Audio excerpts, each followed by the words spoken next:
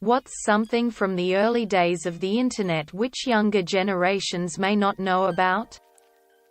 Under construction, banners, images, and GIFs. They were on every page. The page was always under construction. You'd put one there while you were writing the HTML, then take it out when the final version was done. But way too many people never bothered with that step. Before it was all corporate. So many homemade pages. For any interest you could think of. I don't mean MySpace or Tumblr. Either. Crappy HTML. Blinking graphics. Instrumental music in the background. I met one of my oldest online friends in 1997 through a site he made for our favorite band. We were email pen pals for years before social media was a thing. Yahoo used to have what was intended as a top-down directory of the entire Internet. Created by hand. It was incredibly useful at the time. I always thought the biggest thing a younger person would notice is how hard it was to access, period. Not the difficulty signing on but finding a place to get on. We can just get on our cell phone and look up game cheat codes or item locations. I remember going to a friend's house with a notebook and writing down stuff for FF7 or going to Cheat Code Central. Fast forward to like 2007 and I was still going to a friend's house and printing off Vice City codes and item locations. Many brands having child-friendly sites that had flash games and no monetization beyond it being an ad. Played Nabisco Minigolf a lot.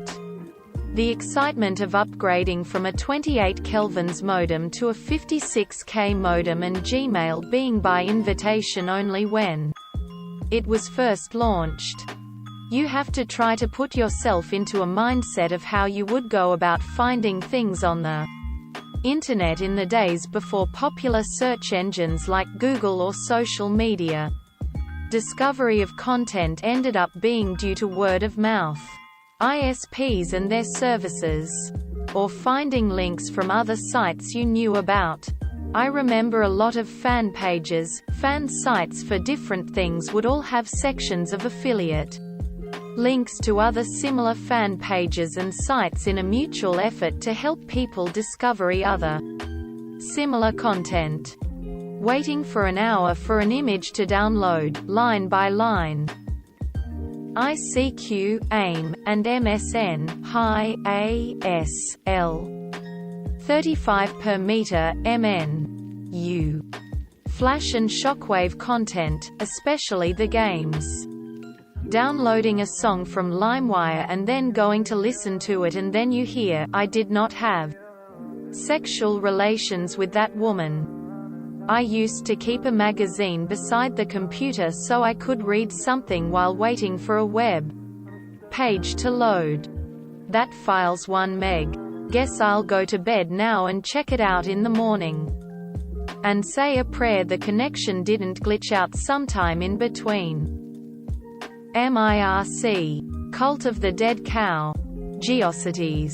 Angelfire. Table-based HTML layouts. Real Player. Website frames. Netscape Navigator. 28K dial-up modems. Less than blink greater than tag. AltaVista.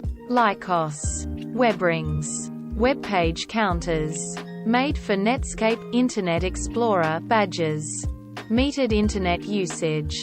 ISP-assigned email addresses. AOL CD-ROMs. Guestbooks. ICQ. AltaVista and Ask Jeeves. You rarely saw username already taken.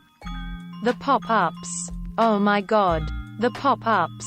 You'd open a web page and 20 windows would open and most of them were porn ads. It took a while for pop-up blockers to become a thing. Now you can't even advertise with pop-ups because all browsers block them by default. I still occasionally refer to my ad blocker as my pop-up blocker. In the very old days, To send email you had to explicitly list out all the computers the mail would have to be routed through to get to the destination. Thank you Eric Allman for SendMail. I remember one of my friends asking me, "Have you heard of YouTube?" And I said no. That computer's speakers could predict phone calls being offline. Now everyone is online all the time. But going online was an actual limited time thing you went and did, and then when you were done you got offline.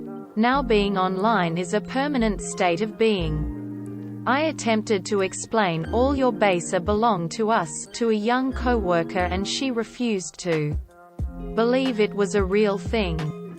The early internet was very slow.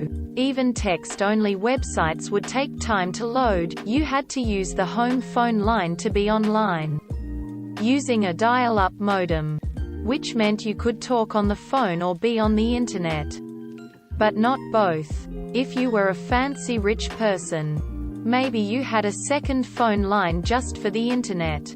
But that was rare. And this was way before cell phones, when landline phones were much more important. My friend had a Prodigy account, which predates even AOL.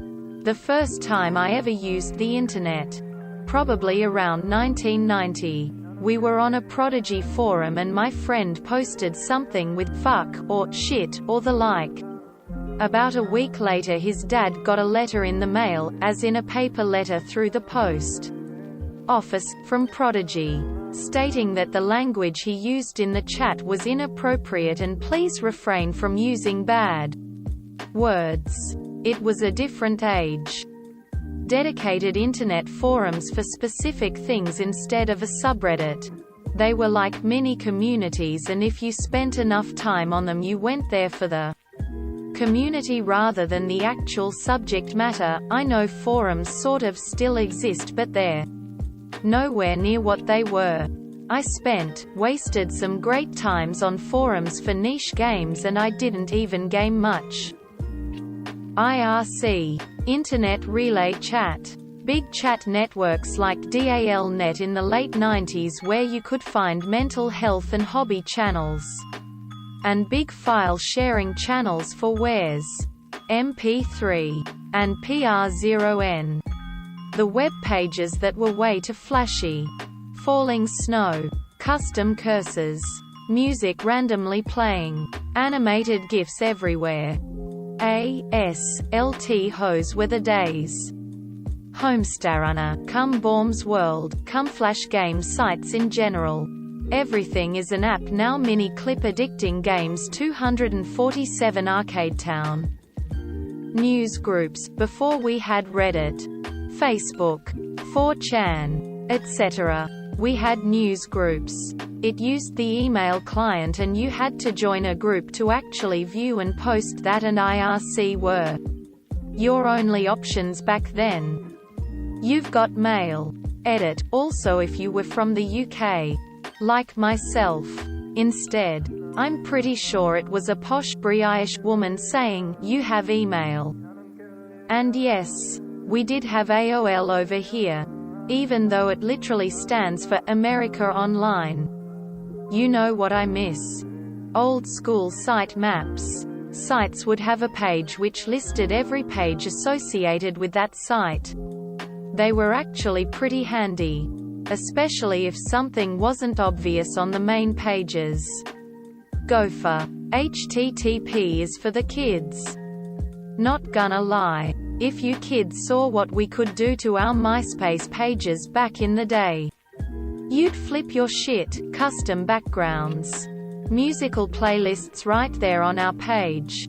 And don't forget the feature that no other social media has dared to attempt due to the absolute wars this started. The top 8, those of you who were there with me in the early aughts. You know exactly the kind of drama I'm talking about.